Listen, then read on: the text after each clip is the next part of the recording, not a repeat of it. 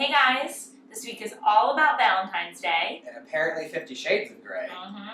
So here we go, guys. Happy Valentine's Day. We're ready to talk about some love and some sex. Two friends, one camera. And lots of opinions. Who talks about it? We talk about it now. Now. And you should too. Hey there, it's We Talk About It Now, and I am your host, Joe. I'm Marisa. I'm single. Oh, I have a boyfriend. And it's Valentine's Day. Yep. So, Valentine's Day is interesting to me. It actually came up at work because we all know it links, we should know, it links back to St. Vincent. St. Valentine. Valentinus, his name was. There we go. Valentinus. And there's all these myths surrounding, or not myths, different theories about who he was and Stories. his martyrdom and all sorts of things. But I don't think in American culture today, Valentine's Day is really looked at as a religious-based holiday. No, it was taken off the Roman Catholic Church's calendar in like the late 1960s. And so then kind of taken over by Hallmark. It was like dropped by religious people and taken over by Hallmark. Got it. It was connected to love by the poet Chaucer. He is the one who connected it to be, you send Valentines to each other on this day, love and flowers and such. And now we know it is the nauseating day that comes once a year. So what does it mean to you, though? I can say it's a day when I'm in a relationship that is significant. Okay. And I want to really celebrate love. I do get caught up in it, and I want to do something fancy and special and like nice for each other outside of the normal day-to-day, which we'll get to. But as a single person, it doesn't bum me out. Like, I don't get all sad. I'm Okay, just that's like, cool. okay, what? Okay. I'm single like every other day, so Right. I don't really care. I Okay. go out with my friends and we have a good You have fun. single time, and I have an amazing roommate, and I woke up to the best text message ever. It said, I'm running to the store to get stuff to make breakfast, so don't eat anything when you wake up. And that's from Missy? Yeah. I mean, come on. Well, and I think that what you're saying is speaking to what I think Valentine's Day is all about, is I think it's about all the loves in your life. I think so often, with social media and who are you in a relationship with on Facebook and all sorts of things that people, and not that I think it's wrong, of course I'm be celebrating Valentine's Day with Eric. We do something little. We just do cards and like candy. It's just really simple. Really, we really don't do anything more than that. But I also make sure that I send my mother a card on Valentine's Day. And I make sure that I let people that are really important in my life, besides Eric, know that I'm really grateful for them. Because before Eric came along, I had a whole troop of people keeping me sane. This brings it back to And the I card still do. conversation, so I don't send anyone cards, but guess who sent me a card? Daniel. Over there. Of course he did, because he is one of your best friends. And just like today, I'll make sure that I connect with Annie and Christina, and Absolutely. my closest friends, to let them know that I appreciate and love you. So I think so. All right, so that's Valentine's Day. So now we're going to talk about, a lot of you have submitted questions to us over since we started the show, and a lot of them have been about, of course, love and sex and dating. So we decided what a better day to talk about it than today, to dive into some questions about love and sex. Right. So you go first. Okay, so there was I a went first in question. getting to know us, so I'll make her go first. There was a question submitted to us, and it was, when is the right time in a new relationship to have sex? I think According to Patty Stranger, not before monogamy. that's what she says. No sex before monogamy. No sex before monogamy. I honestly think that you need to have sex when you feel that it is right for you. If it happens and it's on the first date, I don't think you should beat yourself up for it. I really don't. If it happens on the third, the sixth date, I think that's fine too. I think you could wait 3 months. You could be somebody that's like, I wait till I'm married. I don't really have a problem as long as you're staying true to what you believe. As long as if you have sex on the first date and then it doesn't turn out the way that you planned, that you don't fall apart and can't pick yourself up again to get back out there. Because that's what happens. That's dating. That's dating. So I just think you have to do what's comfortable for you. What do you think? When do you think is the right time? Do you agree with Patty saying the no sex before monogamy? I love the theory of no sex until monogamy. Mm-hmm. I will say, in the gay world, that's not happening. Okay. Do you have a do you have a limit though? Do you So after 3 days? I tried setting a limit, and Okay. when I first moved here, I did I'm not gonna have sex until at least 3 dates. Okay, that makes sense. How I did it go? didn't have a single relationship that made it past the 3rd date. Okay, so do you wish you had had... The gay men are used to it happening quicker, so I usually got questions of, are you sure you're really into me? Why don't you want to have sex? Okay.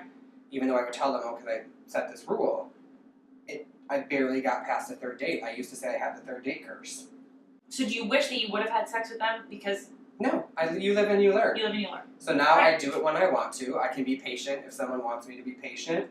Right. I used to have a philosophy that I met you on a hookup, I couldn't date you, but now I've gotten over that. Okay. Yeah, I used to be a snob about it, but I got over it. Like, I meet you, I meet you. Yeah, Who cares? I have to tell you, I have If I like you, I enjoy your company. I want to see you again. Yeah. And then if we like it at that time, we'll see you again. That's really all it's about. Yeah, So I think the right time to have sex in a relationship is individually and up to you. It feels right for you. Stick what you believe in. Stick how you feel when the right time is. Yeah. Don't feel pressured into it. And take guilt out of the equation. Yeah. Take it out. Totally. Cool. All right. What do you think, Joe?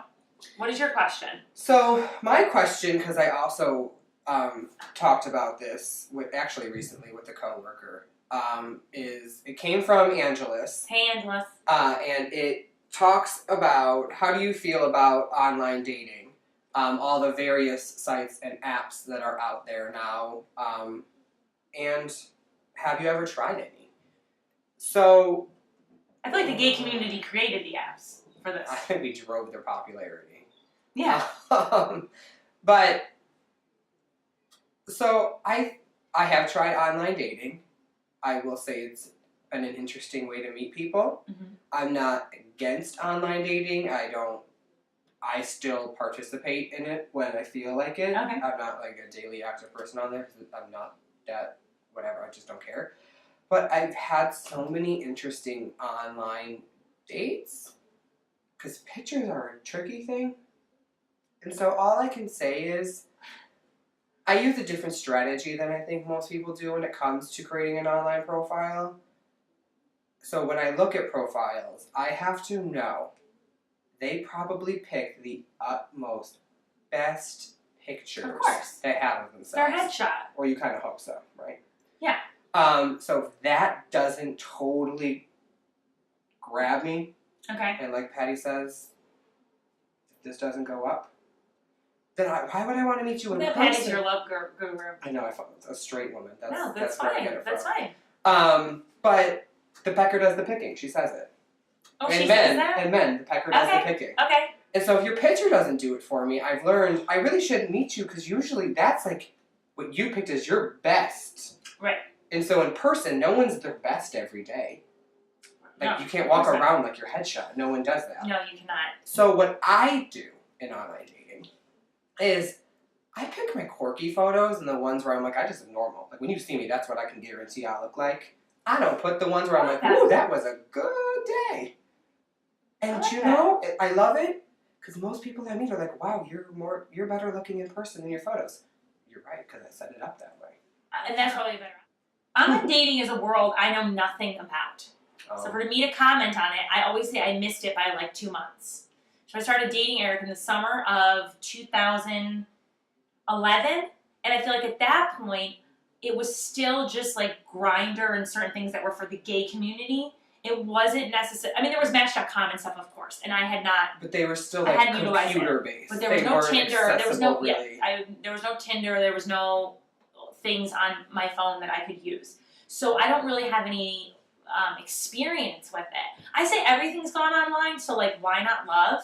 But I do like my friends get very caught up in it, and I just feel like with anything with your phone, and it just kind of takes over. I just encourage people to not forget that you can still meet people the old-fashioned way. I don't even see it as rejection. But people take it that way. But and no one's interested in that. Yeah, do you know what I mean? And it's like, as an actor, I already have enough rejection in my life than to have some guys be like, no. I also just don't think I would ever be good on... I guess I'm biased. I don't know what that feels like. There you have it. What does it feel like for you guys? Like my mom and dad. People message me. I don't... There you go. I've never really felt rejected on any online dating because people talk to me. I don't know. I haven't tried it. So there you have it, you guys. So what does it mean to you, these questions? What does Valentine's Day mean to you? How are you celebrating today? Because everybody should be celebrating. Celebrate love and whatever it means to you. And that's it. We'll be back next week. We will. With another week in review. You know, we'll see. We seem to be predicting things that are going down. We do. Brian Williams was suspended 6 months without pay. We talked You about heard it here first. Right. Probably not, but we just like to say that. I think we finally posted the video moments after if it came out, but we talked about it. So we talked about it. So same thing with terrorism. I said stuff in that episode that then that following week I heard on Fox News and other news stations like, wait, that's my line. Like I literally said that before all you were. So get hip to it. You can subscribe right above my head. You can. Submit questions via the website. Check us out on Facebook, Twitter. Leave us comments. We want you to communicate. Do you want us to switch spots one episode? Maybe we will. Write to us and let us know. So we'll see you next week. Yes, as she talks about it. We talk about it. Now.